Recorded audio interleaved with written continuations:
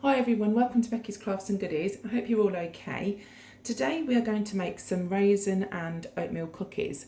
Now we've made a few of these batches at home and they've gone down really well. I have tweaked the original recipe slightly. It's from Jane's Patisserie and we found that the recipe that she gave us was slightly too sweet, so I have taken out a few of the raisins and also a bit of the sugar as well.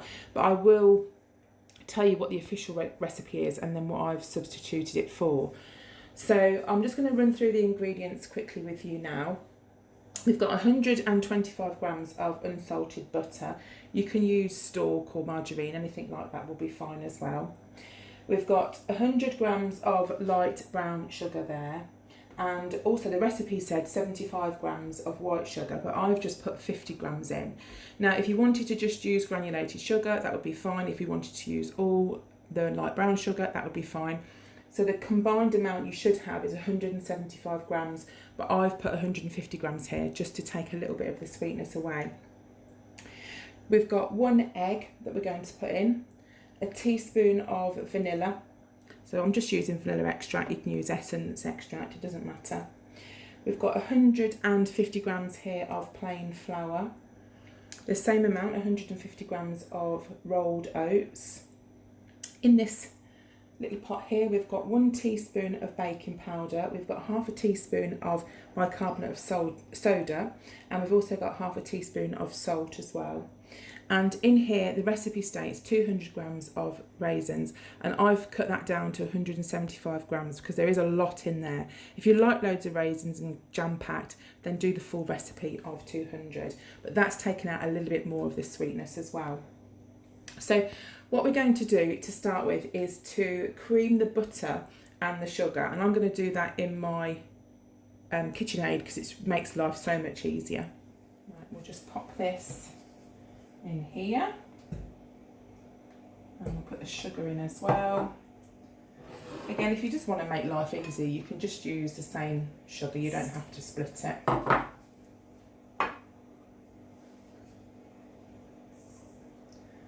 That's it. And I'm just going to give this a little mix round. I tend to just stop it halfway through, get the bits down from the side and then just put it on again. Okay, now I'm going to get the egg. I'm just going to crack the egg in a bowl. I always crack mine, well, 99% of the time in a bowl, because then if I get any shell in it, which I have done now, it's much easier to get out. Right, in here I've just put the egg in and also 1 teaspoon of the vanilla extract. So I'm just going to give that a whirl round. You can actually put some cinnamon in the Jane's Patisserie recipe. She did recommend some cinnamon if you wanted to, but that's optional. You could also leave out the vanilla if you wanted to. If you wanted to maybe use chocolate chips instead of the raisins, you could probably put like an orange flavouring in, that would be quite nice. So this is about done, and then I'm going to put the dry ingredients in. Right, so that'll all come off in a second. So we'll put our flour in. It doesn't say that you have to put it in a bit at a time or anything like that, it just says to add them. Put the oats in.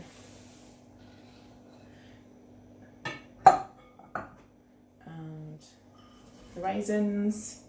And then these are all our bicarbonate of soda and salt and baking powder. So we're going to give that another whisk round.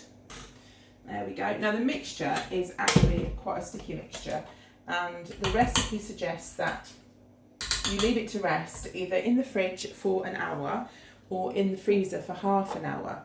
So, and I'm going to be honest, the first couple of times I've made these I didn't even bother because I didn't read that part of the recipe properly, and they were actually fine, but I'm going to do that today because I'm going to do it properly because I'm making it with you guys.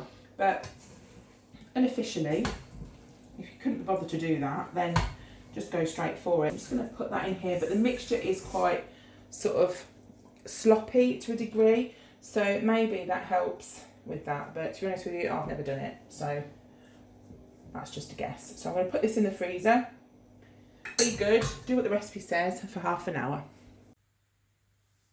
The half an hour's up now, and what it's done is it's just made it so much more firm really. It was quite soft and soggy, so yeah, it does work to do it that way. But again, if you're a little bit rushed like I was before, you don't have to do it. So I'm just going to get myself a piece of the mixture. Now make sure that your hands are clean and your nails as well. Now I know I've got nail polish on, but I'm making these for my family. And if I took my nail polish off every time I baked or cooked, I'd never wear it. And I like wearing it, so it's tough. So what I'm going to do is to roll it in a ball, and we're going to pop them onto a greased baking tray, okay? So roll them in a ball, push them down, and they will expand as well. So when you cook them, they are going to sort of spread out a little bit.